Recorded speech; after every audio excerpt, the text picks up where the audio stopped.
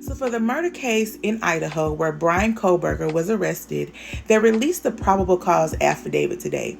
And once I read it, I realized a whole bunch of things and what's wrong with you crime sleuths and the crime blogger community.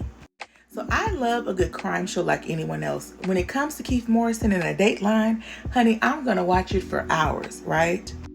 And the crime community has blown up into a thing to where people get online and they give their opinions about crime, and some people even think that they're investigators and they call themselves crime sleuths, and people report on active crimes all the time.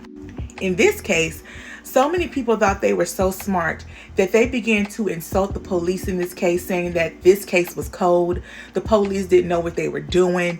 I mean, people criticized this police department so badly, from attorneys to crime sleuths to TikTok people to YouTubers. Everybody went in on this police department.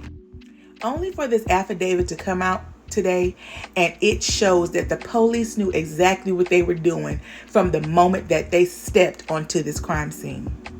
And now everybody's tune is changed, and they went from hating this police department and saying that they were overwhelmed and they don't know what they were doing. So, oh my God, they did such a great job. Y'all need to keep the same energy that y'all just had, because they would not release vital information to you crime sleuths, to you online lawyers, to you fake investigators. Y'all slandered the heck out of this police department for no reason.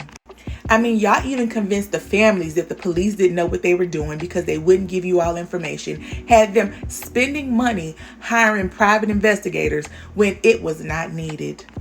And this case is the perfect case to prove that you crime sleuths and crime bloggers, you online attorneys, y'all are out of range. You need to stay in your lane. You are not the police.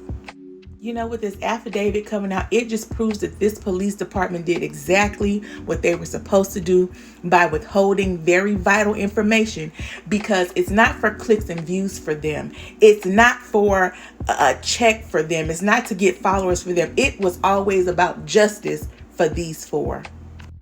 So to the Idaho police, I hope that tonight, that entire department, FBI, and everybody involved in the investigation, hope that you go home tonight feeling redeemed.